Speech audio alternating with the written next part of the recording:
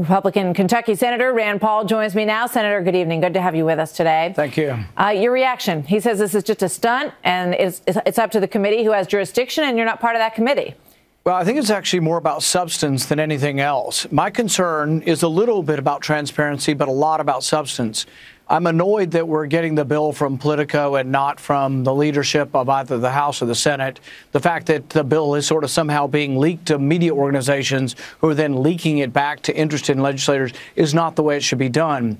But my substantive difference is with the House leadership plan is I think it is Obamacare light, and I didn't sign on to vote for a new government program. And I'll tell you three things that I object to. Number one, it has refundable tax credits where you get someone else's money. This is a new entitlement program, and this is similar to subsidies. In fact, I'd say it's a Democrat idea dressed up in Republican clothing. They also have a new tax similar to the Cadillac tax, virtually identical to the Cadillac tax that was in Obamacare. I didn't sign up for new taxes. And then the third thing is they have an individual mandate in there. And the individual mandate, instead of you paying a penalty to the government if you don't buy insurance, you have to pay a penalty to the insurance company.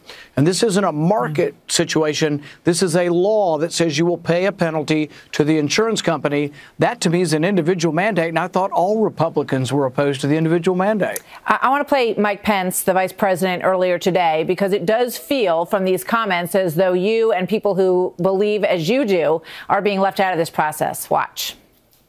When can we expect to see the bill? Okay. The health care. Thanks, guys. Thank you. Coming soon. Let's get some food by the end of the month. Yeah, I have to tell you, I'm just very grateful to Speaker Ryan, to Leader McConnell, and the hard work that Dr. Price is doing in his new role, and that we expect in a matter of days, and you're going to begin to see a very brisk pace of legislative activity.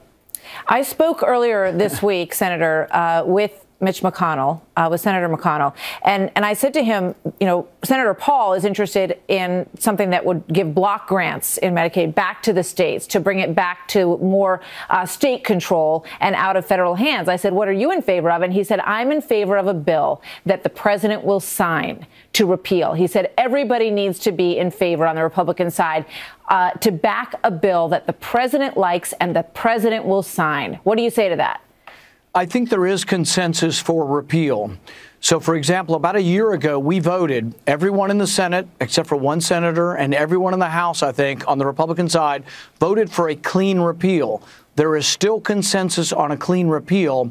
The question is, if you add replacement to it, and if replacement is Obamacare light, there is not consensus on it. So what the House leadership is going to put forward, if they're not careful, will not have the votes to pass. So we're trying to tell them in advance to save embarrassment.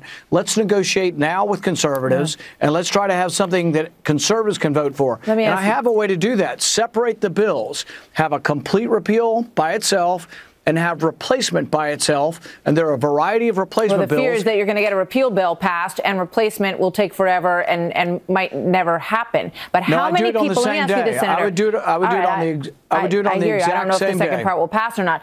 How many people do you think feel as you do? In other words, how many votes are there in the Senate for the bill? I know you couldn't see it and you couldn't get it in your hands, but as far as what you know is in it, how many people would reject it along with you? Well, I can tell you that the House Freedom Caucus, which I think is about 40 conservatives, have voted to support my replacement bill, but have also voted to vote for complete repeal, what we voted on about a year ago. There were 3 senators this week, myself, Senator Cruz, and Senator Lee, who came out and said that what we voted on a year ago is the minimum. We're not voting on less than that. Now, they will have to judge, and everyone will have to judge, is the House leadership plan more or less than what we voted on in 2015? Yeah. That's the real key determinant here. But I would rather have the discussion now. My main goal in bringing this out, I want to find consensus to repeal Obamacare, but I don't want them giving us Obamacare light, because I think that's a problem, and I don't think it passes. I think a lot of people share those concerns. Senator Paul, thank you very much. Good to have you here today. Thank you.